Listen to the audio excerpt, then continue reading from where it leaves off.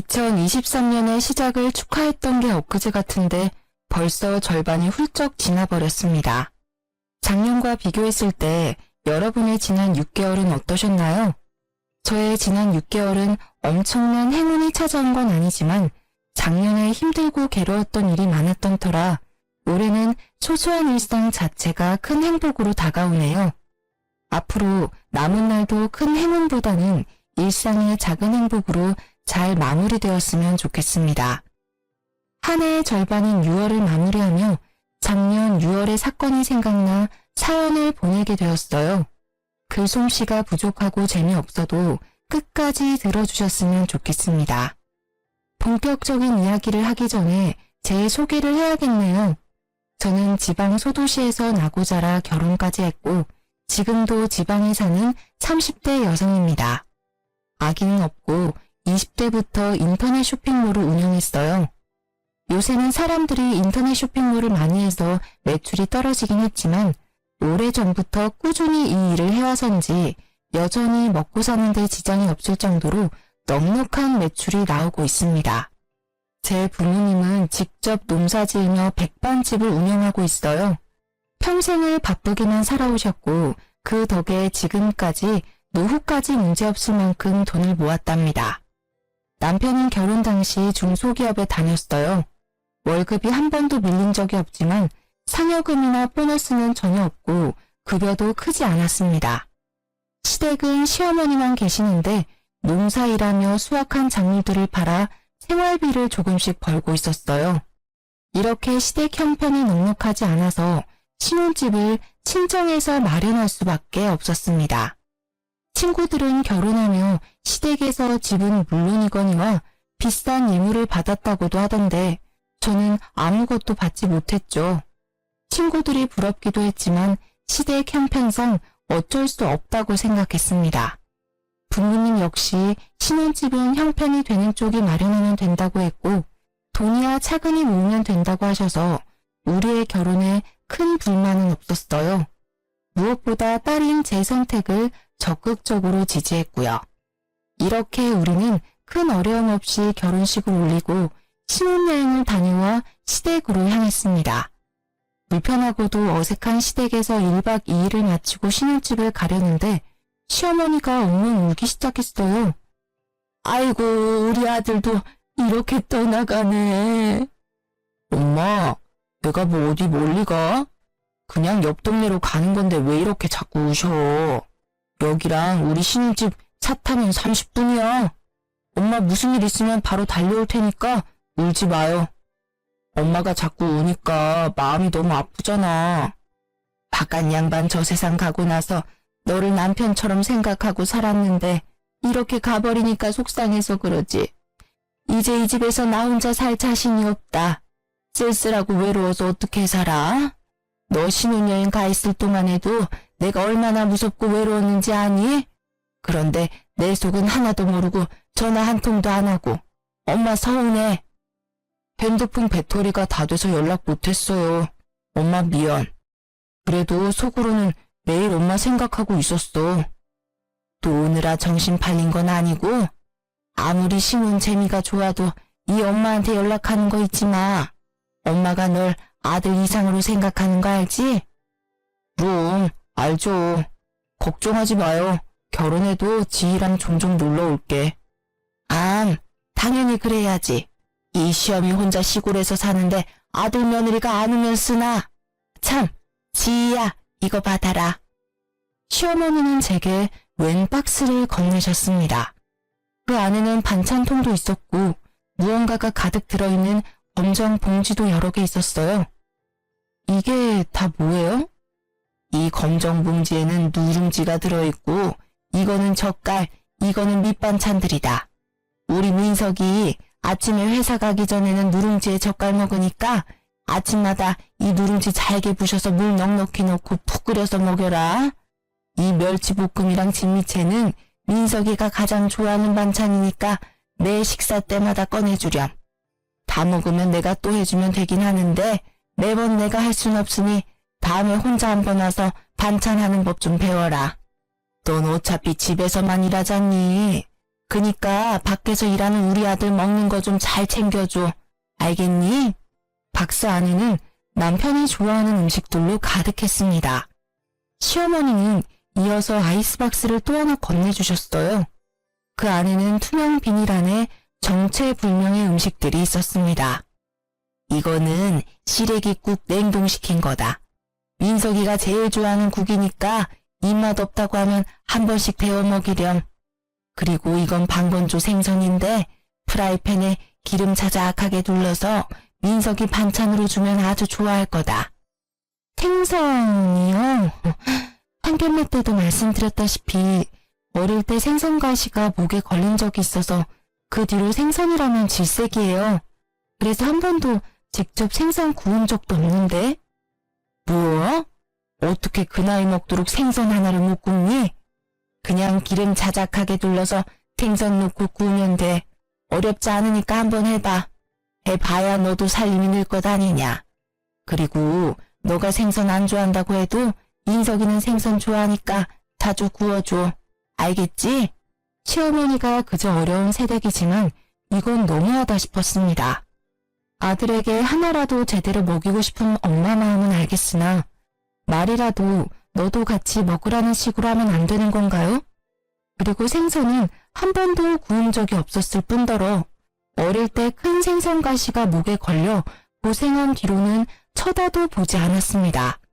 게다가 이 사실은 시어머니도 이미 알고 있었어요. 그럼에도 불구하고 남편을 위해 먹지도 못하는 생선을 구우라니 섭섭한 마음이 들었습니다. 남편이 정 원한다면 도전은 해보겠지만 사실 자신은 없네요. 생선 하나 굽는데 뭘 그리 말이 많아. 그냥 하면 되지. 그리고 민석이는 생선 좋아해. 너가 어떻게든 노력해서 네 식성을 바꿔. 앞으로 민석이랑 같이 살면서 너가 생선도 구워주고 가시도 발라줘야 하는데 싫다고 안 해버리면 어쩌니? 저는 잘 굽지도 못하고 먹지도 못하니 앞으로 남편이 직접 굽고 가시 발라서 먹으면 되겠네요. 그리고 애도 아니고 어른인데 가시는 직접 발라 먹어야죠. 예, 민석이가 어떻게 생선을 굽니? 원래 민석이는 그런 일 못해. 그리고 너는 회사 일로도 바쁜 애한테 집에서 직접 생선까지 구워다 먹으라고 시키고 싶니? 게다가 만약에 민석이가 먹었다가 너처럼 목에 가시라도 걸리면 어떡해? 난 그 꼴 못 본다. 아 맞다. 그리고 잠깐 기다려봐라. 시어머니야말로 말도 안 되는 소리만 하다가 갑자기 뭐가 생각나는지 부엌으로 들어갔습니다. 잠시 후 투명 비닐에 쌓인 냉동된 무언가를 한가득 가져왔어요. 너 빵 좋아한댔지? 이거 일하면서 먹어라. 꽤 비싼 빵인데 내가 상할까봐 냉동 보관한 거야. 실온에다가 두고 먹으면 아마 처음 샀던 것처럼 먹을 수 있을 게다. 사실 생선 이야기 할 때까지만 해도 서운했는데 제가 좋아하는 빵을 따로 챙겨주니 서운한 마음이 금세 풀렸어요.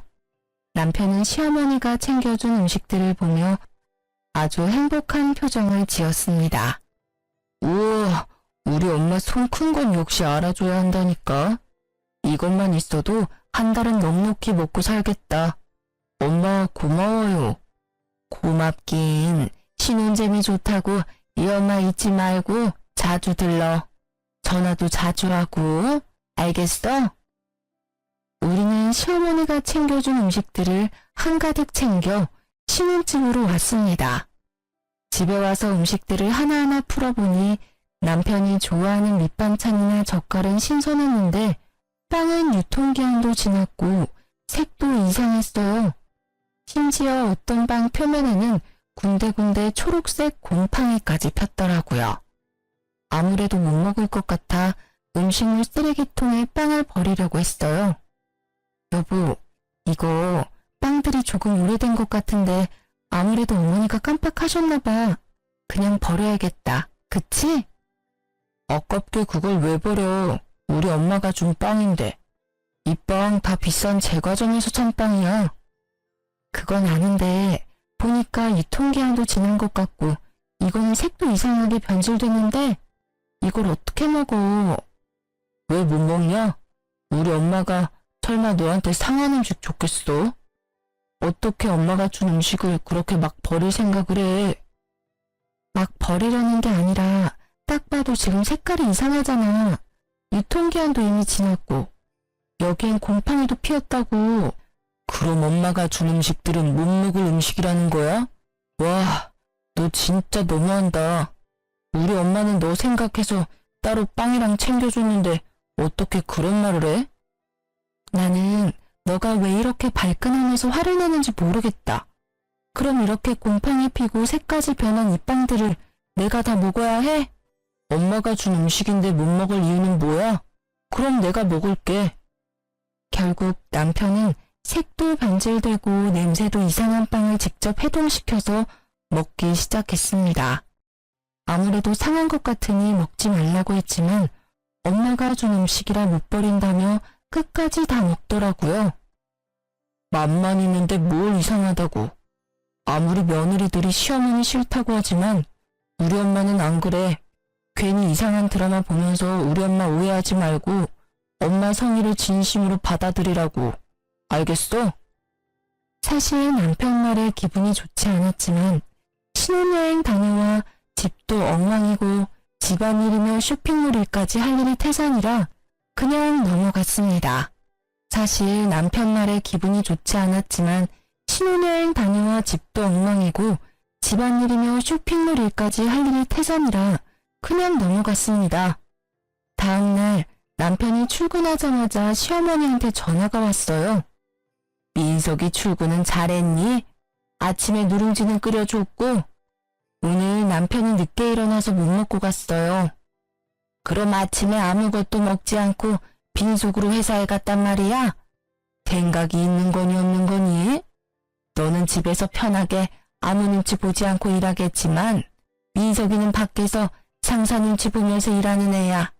그렇게 종일 힘들게 일하는데 속이라도 든든해야지. 아무리 그래도 밥 먹는다고 회사를 지각할 순 없잖아요. 그럼 너가 더 일찍 일어나서 민석이를 깨웠어야지. 내일부터는 하루도 빠짐없이 누룽지 먹이도록 해. 나랑 있을 때는 아침 걸은 적이 없는데 걱정되는구나. 참, 그건 그렇고 어제 줬던 빵은 먹어봤니? 저는 안 먹었고 남편만 먹었어요. 남편만 빵을 먹었다는 말에 시어머니는 당황했는지 말을 제대로 하지 못했습니다. 뭐라고? 그니까 우리 민석이가 그 빵을 먹었단 말이야? 왜? 빵도 안 좋아하던 애인데. 왜요? 남편은 그 빵 먹으면 안 될 이유라도 있었나요? 그거 유통기한 지난 건데. 설마 그 빵들 유통기한 지난 거 알고 계셨어요? 사실 어제 버리려다가 남편이 아깝다고 버리지 말라길래 유통기한도 지나고 곰팡이까지 핀 빵을 어떻게 먹냐고 했더니 다 먹을 수 있다며 남편이 기어이 먹더라고요. 그래서 민석이가 그 빵을 먹었어? 네, 끝까지 먹겠다길래 그냥 뒀죠. 근데 곰팡이 피고 유통기한 지난 걸 알고 계셨으면서 저한테 왜 주셨어요? 그 빵 냉동 보관된 거라서 먹어도 되긴 한데 민석이는 워낙 위장이 예민해서 그런 거 먹으면 탈이 나. 비싼 돈 주고 산 빵인데 버리긴 아깝고 내가 먹자니 너무 많고 해서 너한테 준 거지. 아침 너도 빵 좋아한다니까. 어머니, 솔직히 기분이 좋지는 않네요. 아무리 제가 빵을 좋아한다지만 유통기한 지나고 곰팡이 핀 빵까지 좋아하진 않아요. 이제는 그런 음식은 주시지 않았으면 좋겠어요. 어머, 내가 뭐 너한테 독약이라도 줬니? 그리고 빵은 발효식품이라 곰팡이 좀 있을 때 먹어도 괜찮아. 너나 나같이 위장 튼튼한 사람들은 아무 문제 없다고. 내가 너한테 이런 이야기 들으니까 기분이 좋지 않구나. 나 며느리한테 못 먹을 음식물 쓰레기나 주는 그런 시어머니 아니다. 날 뭘로 보고? 기분 나빠서 전화 못하겠구나. 끊는다. 시어머니 말에 저 역시 기분이 나빴습니다. 세상 어느 누가 유통기한 다 지나고 곰팡이까지 핀 빵을 받고도 감사하고 좋아하겠습니까? 솔직히 시어머니만큼이나 저 역시 기분이 좋지 않았어요. 그렇게 전화를 끊고 그동안 밀린 일들을 처리하고 있는데 남편이 창백한 얼굴로 집에 오더라고요. 시계를 보니 아직 점심시간도 되지 않았습니다. 이렇게 빨리 무슨 일이야? 얼굴은 또 왜 이리 창백해? 나 배탈 났나 봐. 배가 너무 아파. 병원에 다녀왔어? 병원에 사람 많아서 일단 약국에서 약만 사왔어. 엄마도 지금 온다니까 엄마가 끓인 죽 먹고 하면 금방 낫겠지. 배탈 났으면 일단 병원부터 가야지. 그리고 걱정되게 어머니한테 전화는 왜 했어? 당연히 내가 아픈 거 엄마도 알아야지. 그리고 나 배탈 났을 때마다 엄마가 끓여준 죽 먹으면 금방 낫더라고. 그래서 죽 끓여달라고 엄마한테 전화한 거야. 저 역시 그동안 크게 아픈 적은 없지만 아파도 부모님이 걱정할까봐 굳이 말하지 않았거든요. 그런데 남편은 저와 생각이 많이 달라 보였습니다. 결국 남편 전화에 시어머니는 바로 달려왔어요. 민석아, 우리 민석이 괜찮아? 지희야, 너는 그러게 왜 그 빵을 민석이에게 먹였어? 내가 너 먹으라고 줬지 언제 우리 민석이 먹이라고 줬어? 너는 왜 그 빵을 민석이한테 줘서 우리 아들 이렇게 아프게 만들어? 너가 먹었어야지 너가. 어머니, 그럼 제가 배탈이 났겠죠. 그러게 애초에 유통기한 지나고 곰팡이 핀 빵 안 주셨으면 이런 일도 안 생겼잖아요. 됐고, 민석이 먹을 죽이나 끓여와. 냉장고를 열어보니 죽을 끓일 만한 마땅한 재료가 보이지 않아 어쩔 수 없이 쌀만 넣고 흰 죽을 끓였습니다. 배탈이 난 거니 괜히 이것저것 넣고 끓이기보다는 이게 더 낫다고 생각했어요. 정성 들여 열심히 끓였는데 시어머니가 죽을 보더니 혀를 끌끌 차더라고요. 아픈 사람한테 뭘 건 흰죽이 뭐니? 아무래도 배탈 났으니 괜히 다른 거 먹으면 더 탈이 날 것 같아서요. 배탈이 나서 아무것도 못 먹으니 더 영양가 있는 재료를 넣어야지. 시어머니는 제가 끓인 죽을 그대로 버리고는 집 앞 마트에 가서 한우 소고기를 사왔습니다. 그리고는 소고기를 잔뜩 넣고 죽을 끓여서는 호호 불어서 직접 먹이기까지 하더라고요. 다 큰 성인이 배탈 났다고 쫓아와서 죽까지 끓여다 먹여주는 모습을 보니 그저 기가 막혔습니다. 화라도 내고 싶었지만 너무 아파하는 남편 앞에서 큰 소리를 낼 수가 없어 그냥 조용히 있었네요. 그 뒤로 한 달 정도 시간이 흘러 6월이 되었습니다. 이번 주 주말에 약속 있어? 특별한 약속은 없는데 왜? 금요일부터 일요일까지 우리 집에 가서 개복숭아 수확하는 일 좀 도와드리자. 엄마 혼자 이 뜨거운 날 농사일 하시는 게 얼마나 힘들겠어. 같이 갈 수 있지? 나야 뭐 그 전날 미리 일해놓으면 갈 수야 있지. 그런데 당신 회사는 어떻게 하고? 금요일에 연차 쓰고 가야지. 솔직히 어느 며느리가 시댁에 일하러 가는 게 좋겠습니까? 하지만 친정 부모님이 농사 지을 때 많이 힘들어하는 모습을 봐서 당연히 도와드려야겠다는 생각에 알겠다고 했습니다.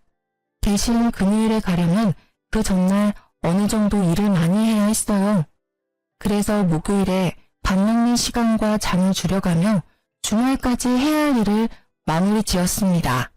제가 이렇게 일할 동안 남편은 친구들과 술을 마시러 갔어요. 다음날 연차라며 약속을 잡더니 금요일 새벽 1시에 네 발로 기어서 집에 들어왔답니다. 그리고 금요일 새벽 아침 일찍 시댁에 도착하려면 슬슬 일어나서 준비해야 하는데 남편이 숙취로 일어나지 못하더라고요. 기다리다 못한 저는 남편을 깨우기 시작했습니다. 야, 일어나봐. 오늘 개복숭아 수확하러 가기로 했잖아. 10분만 더 잘게. 어제 술을 너무 많이 먹어서 머리가 깨질 것 같아. 그러게 어제 술을 왜 그렇게 많이 먹었어? 아 몰라. 좀만 더 누워있을래. 숙취로 힘들다며 늦장 부리는 남편 때문에 늦게 시댁으로 출발했습니다. 시어머니는 늦은 우리, 아니지, 제가 마음에 들지 않았는지 표정이 좋지 않았어요. 아침 일찍 온다더니 왜 이리 늦었어? 둘 다 밥은 먹었어? 남편이 늦게 일어나서 먹지 못했어요. 그럴 줄 알았다. 일하러 오는 사람들이 밥도 안 먹고 오면 어떻게 이래? 와서 일단 밥부터 먹어. 시어머니는 밥을 먹으라고 상을 차려두는데 남편에게 압력솥에 새 밥을 퍼주더라고요. 그러더니 제게는 남편과는 다른 잡곡밥을 주었습니다. 이거 어젯밤에 한 잡곡밥인데 민석이는 소화가 잘 안 돼서 잡곡밥을 못 먹어. 그러니까 넌 이 밥 먹어라. 흰밥보다는 잡곡밥을 더 좋아해서 즐겨 먹긴 하는데 남편에게는 갓한 밥을 주면서 제게는 밥솥에 오랫동안 방치된 잡곡밥을 건네니 뭔가 묘하게 기분이 좋지 않았습니다. 그래도 일단 밥은 먹긴 먹었어요. 밥을 다 먹고 본격적으로 일하기 위해 작업복으로 갈아입었습니다. 그런데 남편이 졸린다고 계속 하품을 하더라고요. 아, 피곤하고 온몸이 다 쑤시네. 어제 술을 너무 많이 먹었나 봐. 민석이 어제 술 먹었니? 응, 엄마. 결혼식 때 온 친구들이 갑자기 보자고 해서 어쩔 수 없이 술 좀 먹었어요. 너무 많이 마셨는지 머리도 깨질 것 같고 속도 안 좋고 너무 힘들어요. 그래? 그럼 그냥 넌 오지 말고 지희만 보내지 그랬어. 힘들게 너까지 왜 와? 평일에도 죽어라 일하는데. 안 되겠다. 민석이 너는 너무 힘드니까 쉬고 지희만 같이 일하자. 오늘은 날씨 흐리다고 했으니까 그렇게 힘들진 않을 거야. 이 말에 남편은 바로 큰 방으로 들어가 누워버렸습니다. 그런 남편이 정말 얄미웠지만 어차피 오늘은 일을 도와드리러 온 거니 마지못해 저만 개복숭아를 따러 갔어요. 개복숭아 따는 일은 역시 쉬운 일이 아니었습니다. 아침 8시부터 오후 1시까지 쉬지 않고 열심히 개복숭아를 땄어요. 팔다리는 후들거리고 온몸은 땀범벅이 되고 얼굴은 타는 것처럼 시뻘개져서 시댁에 돌아왔습니다. 남편은 제 모습을 보더니 갑자기 큰 소리로 웃기 시작했어요. 와, 이게 누구야? 웬 시골 촌년이 우리 집에 왔어. 너 이러니까 진짜 웃긴다. 일하고 왔으니까 그렇지. 지금 덥고 힘드니까 웃지 마. 남편 말에 기분이 언짢아진 저는 정색하며 말했습니다. 시어머니는 제 얼굴을 쓱 보더니 남편처럼 웃기 시작했어요. 지희야, 솔직히 민석이 말이 틀린 것도 아닌데 뭘 그리 정색을 하니? 지금 네 꼴 보니까 그야말로 시골에서만 먹고 자란 촌년 같다.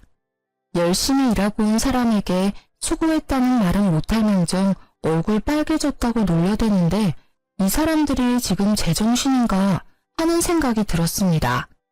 그러나 개복숭아 따느라 너무 지쳐서 화를 내고 따질 기력조차 남아있지 않았어요. 그래도 촌스러운 며느리 때문에 내가 웃기도 하네. 요새 웃을 일도 없었는데.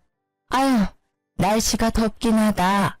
지희야, 나 먼저 씻을 테니까 너는 밥 좀 새로 안 치고 국 좀 끓여라. 너는 국 다 끓이고 씻어. 화장실은 한 개뿐이고 시어머니와 같이 씻을 수는 없으니 마지못해 알겠다고 했습니다. 남편은 다시 큰 방으로 들어가고 저는 밥을 하고 국을 끓였어요. 상을 다 차리니 시어머니가 씻고 나왔고 저도 이어서 씻으러 들어갔습니다. 그런데 씻고 나오니 시어머니와 남편이 이미 밥을 다 먹고 국도 하나도 없더라고요. 분명히 넉넉히 했는데도 말입니다. 이 상황도 어이없는데 더 어이없는 건 지금부터였어요. 밥을 다 먹고 이를 쑤시던 남편이 제게 이러더라고요. 다 씻었어. 근데 된장국이 너무 짜더라. 된장을 통째로 둘이 부었나 봐. 일도 전혀 하지 않는 남편님이 이렇게 이야기하는데 슬슬 화가 나기 시작했습니다. 이렇게 눈치 없고 지 생각만 할 줄 아는 남편님을 낳은 시어머니 역시 마찬가지였어요. 그래, 지희야. 음식을 짜게 먹으면 건강에 안 좋아. 우리 민석이 안 그래도 위장이 약해서 소화 잘 못 시키는데 짠 거 많이 먹으면 안 되니까 앞으로 주의해서 음식해. 그나저나 국이 다 떨어져서 이를 어쩐담? 그냥 남아있는 밑반찬으로 먹어라. 아침부터 땀 뻘뻘 흘리며 일한 저한테 밥 차리라고 해놓고 자기들끼리 다 먹은 것도 분한데 평가질까지 당하고 있으려니 참을 수 없을 정도로 화가 났습니다. 야, 김민석, 너는 아침부터 잠만 찾아놓고 한 게 뭐가 있다고 밥 먹어? 박지희, 어디서 시어미 앞에서 남편에게 큰 소리야? 너 미쳤어? 어머니야말로 너무하세요. 아들 입만 입이고 저는 주둥이에요. 이렇게 먹다만 음식이나 먹어야겠느냐고요. 그리고 국이 그렇게 간이 안 맞으면 그냥 안 먹으면 되잖아요. 국물 하나 남김없이 다 먹어놓고 맛이 없다고 하세요. 기껏 끓인 사람 기분 나쁘게. 너 그거 일하고 더 먹었니? 정신 놓았어? 아니요. 저 정신 완전 멀쩡해요. 저는 이런 푸대접 받으며 여기에 도무지 못 있겠네요. 저는 집에 갈 테니 나머지는 모자끼리 알아서 하세요. 너 없이 어떻게 일하니? 아직 따야 할 개복숭아가 얼마나 많은데. 결혼하기 전에는 저 없이 어떻게 하셨는데요? 그리고 이렇게 사람 취급도 안 하면서 일은 부려먹고 싶으세요? 저는 이렇게는 일 못해요. 아시겠어요? 옆에서 아무 말도 못하는 남편 얼굴에 흙이 잔뜩 묻은 작업복을 던져버리고 시댁에서 나왔습니다. 야, 이대로 가버리면 어떡해. 우리 엄마 혼자 어떻게 일하라고. 왜 혼자 일해? 아들이 너가 직접 도와야지. 난 갈 테니까 모자끼리 오붓한 시간 보내. 그 뒤로도 시어머니는 농사일하러 오라고 했고 남편이 같이 가자고 했지만 절대 가지 않았습니다. 그렇게 개무시를 당하고 나니 2번 다시는 가기 싫더라고요. 제가 끝까지 가지 않으니 남편은 혼자 일하는 시어머니가 안쓰럽다며 농사일을 돕기 위해 회사에 연차나 반차 쓰는 일이 많았습니다. 그리고 농사일하고 오면 힘들다며 다음날 지각이나 무단 결근을 했어요. 솔직히 회사에서 봐주는 것도 한두 번이지. 매일 업무에 소홀히 하는 직원을 가만히 둘 리가 없지 않겠습니까? 결국 시어머니 농사일 때문에 근태가 엉망인 남편은 1년 만에 권고사직을 당하고 백수가 되어버렸습니다. 그 뒤로 남편은 게임에만 미쳐서 살았어요. 새벽엔 혼자 배달음식 시키고 놀고 술 마시고 잠만 잤습니다. 게다가 부부 공동 생활비로 성능 좋은 컴퓨터까지 샀어요. 말로는 회사 구한다고 했지만 제가 볼 때는 이력서 작성조차 하지 않았습니다. 이러한 남편의 생활이 한심스러워서 대화도 시도하고 싸워보기도 했지만 말이 도통 통하지 않더라고요. 그래서 우리는 기본적인 대화조차 하지 않고 그저 집만 공유하며 살았습니다. 같이 밥도 먹지 않았고 집에 들어오지 않아도 신경 쓰이지 않았어요. 엄밀히 말하면 제 일 하느라 바빠서 남편이 밥을 굶든 말든 신경 쓸 시간조차 없었습니다. 남편이 애는 아니니까 배고프면 알아서 차려 먹겠거니 하고 말았답니다. 그러던 어느 날 집에서 일하는데 시어머니가 한가득 장을 봐서 오셨어요. 당황한 저와는 달리 남편은 시어머니가 올 걸 알고 있었는지 아주 반갑게 맞이하더라고요. 엄마, 왔어? 너 배고파. 밥 좀 줘. 그래, 우리 아들. 엄마가 이것저것 사왔다. 얼른 밥 차려줄게. 너는 집에 있으면서 얼마나 우리 민석이 밥을 챙겨주지 않았으면 애가 나한테 밥을 다 해달라고 하니? 오셨어요. 그동안 저도 일이 너무 바빠서 잘 못 챙겼네요. 거기 멀뚱히 서 있지 말고 얼른 와서 나 좀 도와라. 죄송한데 지금 당장 급히 처리해야 할 일들이 있어서요. 일단 하던 일 먼저 마무리하고 나올게요. 남편도 일 안 하고 있는데 저라도 일을 해야지 이 집이 돌아가지 않겠어요? 시어머니는 기가 찬다는 표정을 지었습니다. 그래도 어쩌겠어요. 이 집에서 돈 버는 사람은 저밖에 없는데 저라도 열심히 일해야죠. 그렇게 저는 방으로 들어가고 시어머니는 요리를 시작했는데 부엌에서 냉장고 상태가 어쩌느니 청소가 엉망이라느니 하면서 뭐라고 하더라고요. 그러나 일하느라 바빠 시어머니의 시시콜콜한 말들에 신경 쓸 겨를이 없었습니다.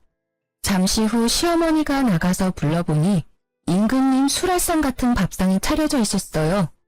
시어머니는 저를 보더니 아주 못마땅한 표정으로 앉으라고 했습니다. 그동안 맨날 배달 음식만 먹으니까 질렸는데 너무 좋다. 그래, 우리 아들 많이 먹어라. 그동안 얼마나 고생했는지 살이 다 빠졌네. 그리고 지희 넌 그깟 푼돈 버는 쇼핑몰 운영한다고 우리 아들 밥도 안 차려주니? 너 내가 경고하는데 돈 번다고 민석이 기죽이지 마라. 지금은 놀지만 앞으로 크게 될 사람이야. 네가 쇼핑몰로 돈을 얼마나 많이 버는 줄은 모르겠지만 앞으로 너보다 돈 많이 벌 사람이라고. 지금 저보다 돈 더 많이 벌려면 대기업에는 가야 할 텐데요. 나이는 많고 그렇다 할 경력도 없고 회사에서 잘리기까지 한 남편을 받아줄 대기업이 어디 있을런지 모르겠네요. 네가 뭐 얼마나 번다고 그래? 너 통장 가져와봐. 시어머니 말에 당당히 폰뱅킹 어플을 열어 통장 잔고를 보여주었습니다. 예상보다 많은 금액에 시어머니와 남편이 깜짝 놀랐어요. 뭐 그래도 그동안 열심히 살았나 보네. 그래도 쇼핑몰은 언제 망할지도 모르잖아. 너무 불확실해. 그러니까 그깟 쇼핑몰 한다고 유세 떨지 말고 우리 아들 잘 내조해. 참, 그리고 다음 주에 고구마 캘 거다. 그날은 핑계대지 말고 꼭 와라. 어머니 아들 지금 백수잖아요. 종일 게임만 하고 먹고 자고 놀기만 하는데 어머니 아들만 가면 되지 일하는 저까지 꼭 가야 해요? 게다가 남편은 지금껏 우리 집 농사일 때 한 번도 안 했는데요. 이 말이 마치자마자 시어머니는 제게 숟가락을 던졌습니다. 시어머니가 오라면 그냥 네 하고 오면 되지 어디서 말대꾸야? 사위는 백년 손님이고 며느리는 종신 식구라는 말도 몰라? 사위는 손님이니 처가에서 일하면 안 되고 며느리는 식구니까 시댁에서 같이 일해야지. 그리고 보기에도 귀한 아들을 너한테 준 것도 아까운데 너네 집에서 어떻게 일하는 꼴을 봐? 살다 먹던 숟가락으로 맞아본 적은 없는지라 너무 당황스러워 말도 못하고 멍한 표정으로 있었습니다. 그 표정을 보더니 남편이 비웃더라고요. 내가 너 혼날 줄 알았다. 아까부터 엄마가 도와달라고 했는데 나와보지도 않더니 꼴 좋다. 순간 부모님이 마련해준 이 집에서 왜 이런 푸대접을 받아야 하는지 분노가 치밀어 올랐습니다.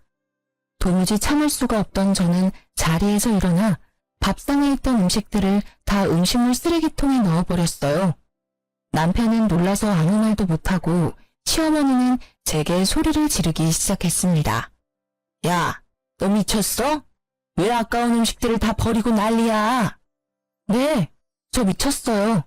지금 둘이서 편먹고 이렇게 괴롭히는데 제정신으로 살 수 있겠어요? 그리고 어머니는 그렇게 아들이 좋으면 평생 끼고 살지 결혼을 왜 시키셨어요? 박주희, 뭘 잘했다고 우리 엄마한테 큰 소리야. 제정신이야? 남편은 자리에서 일어나 제 머리채를 잡았습니다. 시어머니는 그런 남편을 말리기는커녕 옆에서 잘한다고 손뼉치고 앉아있더라고요. 우리 아들 잘한다. 저런 년은 그냥 혼쭐이 나야 정신을 차리지. 시어머니 말에 남편이 더 세게 잡길래 남편을 있는 힘껏 밀어버렸습니다. 그러자 남편은 순식간에 중심을 잃고 시어머니 앞으로 넘어지며 시어머니와 머리를 세게 박았어요. 둘이 박치기를 하고 아파하는 모습을 보니 너무 웃겼던 저는 배꼽을 잡고 깔깔대며 웃었습니다. 야, 웃기냐? 나랑 엄마는 아파 죽겠는데 이게 웃겨? 그럼 안 웃기니? 그러게 내 머리채는 왜 잡고 난리야? 됐고 이제 나 너랑 못 살겠다. 이혼해. 김민석, 이 집이 우리 부모님이 사준 집인 거 알지? 당장 나가. 당장. 이혼? 어디 이혼이 뭐 쉬울 것 같아? 난 너랑 이혼 안 해. 이 집에서 절대 안 나갈 거야.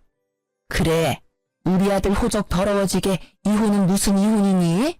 한번 결혼했으면 계속 같이 살 생각을 해야지. 하여튼 요새 젊은 것들은 조금만 수틀리면 다들 이혼 얘기 꺼내지. 상황 파악 못하고 계속 헛소리를 짓거리길래 가만두면 안 되겠다는 생각이 들었습니다. 그래서 남편 방으로 가서 남편이 애지중지 아끼는 모니터를 바닥에 던져버렸어요. 야, 그게 얼마짜린데 그걸 박살내. 너 정말 제정신 아니구나. 내가 지금부터 셋 셀 거야. 그동안 네 엄마 데리고 안 꺼지면 이 컴퓨터 본체도 박살내버린다. 하나, 둘, 잠깐, 망치가 어딨더라? 알았어. 진정해. 일단 나갈게. 나중에 너 좀 진정되면 그때 다시 얘기해.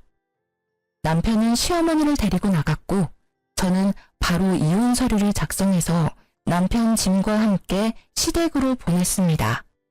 잠시 후 남편에게 전화가 왔어요. 이게 다 뭐야? 왜 내 짐을 다 보냈어? 못 들었니? 우리 이혼한다고. 이혼하는데 이 집에 네 짐 따위는 필요 없잖아. 다 내다 버리려다가 그래도 그건 아닌 것 같아서 니네 집으로 보낸 거니까 감사하게 생각해. 무슨 이혼이야? 이혼 못해. 너 진짜 왜 그래? 몰라서 물어? 너랑 니네 엄마가 했던 행동들을 생각해봐.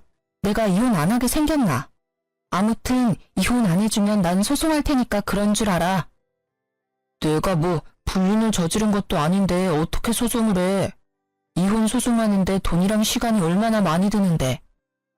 1년, 2년, 아니 10년이 걸려도 난 너랑 이혼 소송할 거야. 내 전 재산을 다 털어서라도 반드시 갈라설 거라고. 근데 어쩌냐? 나는 돈이 좀 있는데 넌 돈도 없잖아. 소송까지 가면 너는 보나마나 거지꼴 될 텐데 괜찮겠어? 남편은 제 말에 한참을 씩씩대더니 이혼은 절대 못한다며 전화를 끊었습니다. 그 뒤로도 한동안 이혼 못하겠다고 버티길래 이혼 소송을 진행하니 결국엔 돈 없다고 이혼에 합의하더라고요. 남편과 무사히 이혼 후 저는 신혼집을 팔고 부모님 집으로 들어갔습니다. 남편도 저의 집에서 쫓겨나 그토록 사랑하는 자기 엄마 품으로 돌아갔어요. 이렇게 갈라섰지만 동네가 워낙 좁아서 전 남편 소문이 계속 들렸습니다. 전 남편은 이혼 후 바로 국제결혼으로 재혼했어요. 그런데 전 시무가 외국 며느리에게 반일의 집안일을 엄청나게 시켜댔다고 합니다. 얼마나 시켰는지 동네 사람들이 다들 외국 며느리가 불쌍하다고 말할 정도였대요. 참다 못한 외국 며느리는 집에서 돈 될 만한 것들을 다 들고 한밤중에 몰래 본인 나라로 도망가 버렸다고 합니다. 저한테도 며느리라고 그렇게 무시를 했는데 외국 며느리는 얼마나 악독하게 부려먹었을지 상상이 가더라고요. 반면에 제 쇼핑몰은 이혼 후에도 나날이 성장해서 혼자 모든 일을 처리하기가 버거웠습니다. 같이 일할 직원들을 구하기 위해 인터넷에 구인 공고를 올리고 사무실도 좋은 곳으로 마련했어요. 하루는 사무실에서 바쁘게 일하고 있는데 전 남편한테 한번 보자고 연락이 왔습니다. 이혼하고 힘들게 산다는 소식을 듣기는 해서 꼴이 어떤지 궁금하더라고요. 그래서 사무실 근처 카페에서 만나자고 하고 가보니 전 남편과 전 시무가 세상 불쌍한 표정으로 나란히 앉아 있었습니다. 오랜만이네요. 잘 지내셨죠? 지희야, 잘 지냈지? 너가 얼마나 보고 싶었는지 모른다. 왜요? 그렇게 저를 구박하시더니. 사실 며느리는 식구니까 어떤 일을 시켜도 다 이해해줄 줄 알았다. 원래 가족이라는 게 서로 허물이 있어도 다 이해하고 넘어가잖아. 너가 편하기도 하고 좋아서 자꾸 말이 막 나왔던 것 같아. 진심으로 미안하구나. 이 늙은이가 진심으로 사과하마. 아니요, 틀렸어요. 며느리도 사위와 마찬가지로 피 한 방울 안 섞인 손님이라고요. 그러게 옆에 있을 때 잘하셨어야죠. 그리고 사람이 좋고 편하면 더 귀하게 여겨야지. 막말하고 하대하는 게 맞는다고 생각하세요? 그래. 그래서 지금 우리 엄마가 너한테 사과하잖아. 그러니까 사과 받아주고 우리 다시 합치자. 응? 너도 나 정말 많이 좋아했잖아. 그래서 결혼까지 한 거고. 합치긴 뭘 합쳐? 내가 미쳤니? 다시 너랑 살림을 차리게? 지희야, 사실 우리 지금 너무 힘들어. 나 이전 회사에서 잘린 게 거래처에 소문이 다 나서 이력서를 내도 면접 보러 오라는 회사가 하나도 없어. 그럼 너랑 니네 엄마랑 힘 합쳐서 열심히 농사 지으면 되겠네. 그거 팔아서 돈 벌면 되잖아. 올해 농사는 이미 망했어. 멍청한 외국 옆에네가 말귀를 못 알아들어서 거름을 밭에 엄청 주는 바람에 아무것도 자라나지 않아. 땅이 완전히 썩어버렸다고. 게다가 그년이 집에서 돈 될 만한 것들 다 들고 튀어버려서 돈 나올 구멍이 하나도 없어. 진짜 굶어 죽겠다고. 그러니까 옛 정 생각해서 나랑 다시 살아주면 안 될까? 아니다. 그게 정 싫으면 너 쇼핑몰 하니까 일거리라도 좀 주면 안 될까? 보니까 너 쇼핑몰에 직원 뽑던데 그 직원 내가 하면 안 돼? 내가 널 뭘 믿고 거두니? 맨날 놀고 먹고 자기만 하고 마마보이인 너를 어떻게 믿고. 차라리 공사판에라도 가서 일해. 몸을 굴리고 땀을 흘리면서 돈을 벌라고. 남한테 기생하려는 생각만 하지 말고. 지희야, 너가 우리 아들한테 화가 많이 난 것은 알겠다만 어떻게 우리 귀한 아들한테 공사판에서 일하라는 막말을 하니? 공사판이 못 돼서요? 아줌마 아들처럼 사지 멀쩡한데 백수로 지내는 것보다 공사판에서 땀 흘리며 돈 버는 게 훨씬 더 나아요. 아니면 그냥 이렇게 살다가 둘 다 거지 돼서 밖에서 빌고 살든가요. 뭐? 시어머니한테 아줌마? 네, 아줌마. 이 인간이랑 나랑 끝난 사이인데 당신이 왜 내 시어머니야? 지금 내가 보기엔 그냥 아들만 바라보는 생각 없는 아줌마야. 아줌마, 정신 차려요. 그렇게 아들 싸고 돌다간 당신 아들 아무것도 못하는 멍청이 돼. 내가 애를 낳아보지는 않았지만 당신처럼 키우는 건 아니라고. 세상에 매운맛도 보여주고 해야지. 아무튼 난 이제 바빠서 들어가요. 내 충고 명심하고. 이 일이 있었던 후로 2달 정도가 지났을까요? 신축 아파트 공사단지를 지나가다가 우연히 전 남편이 일하고 있는 모습을 보았습니다. 전 남편은 저를 발견하고 도망갔지만 일부러 쫓아갔어요. 아들 사랑 지극한 너네 엄마 애타서 어쩐다니? 내가 공사장이라도 가라고 할 때는 공사판에서 어떻게 일하냐고 하더니 결국엔 내 말대로 돼버렸네? 이거라도 해야지. 일자리도 못 구하고 엄마랑 나랑 굶어 죽을 판인데 손가락만 빨면 살 수는 없잖아. 그래, 지금이라도 정신 차렸다니 다행이다. 한 번뿐인 인생인데 이것저것 하면서 열심히 좀 살아. 그렇게 살다 보면 언젠간 쥐구멍에도 볕들 날이 오지 않겠니? 내가 차마 너한테 잘 되라는 좋은 말은 못하겠다. 안녕. 전 남편은 제 말에 기분이 상했는지 표정이 일그러졌지만 뭐라고 딱히 말을 하지는 않더라고요. 그 뒤로는 전 남편을 보지 못했습니다. 가끔 소문으로는 집을 팔고 다른 지역으로 떠났다고는 하더라고요. 이렇게 완전히 전 시댁과 연이 끊긴 지 벌써 1년이라는 시간이 흘렀습니다. 제 성격이 무던하고 털털하기는 하지만 그래도 이혼이 큰 충격이고 상처였는지 한동안은 몸이 매우 아팠어요. 그래도 지금은 다 극복하고 건강해졌습니다. 다만 결혼 전에도 여름에 복숭아청을 탄산수에 타서 종종 먹었는데 이제는 복숭아만 보면 괜히 화가 나서 나무도 쳐다보지 않는답니다. 보기만 해도 화병이 난 것처럼 머리가 지끈지끈 아프고 심장이 터질 것만 같더라고요. 그리고 지난주 그동안 차곡차곡 모아둔 돈으로 큰 집으로 이사를 했어요. 물론 부모님과 함께요. 아직 집 정리가 안 돼서 엉망이지만 부모님께 큰 효도한 것 같아 너무 뿌듯했습니다. 어제는 가족끼리 외식을 하고 부모님과 노래방에 갔는데 아빠가 있을 때 잘해라는 노래를 무성지게 부르시더라고요.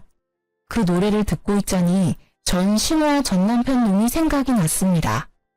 옆에 있는 사람에게 잘했으면 이혼당하지는 않았을 텐데 귀한 줄 모르다가 결국 거지꼴이 되었잖아요. 저는 절대 그렇게 살지 말고 제 옆에 있는 가족들, 든든한 직원들 하나하나를 다 귀히 여겨야겠다고 다짐하고 또 다짐했습니다. 저의 이야기는 여기까지입니다. 부족한 글솜씨인데도 끝까지 들어주셔서 감사합니다. 모두 행복하세요.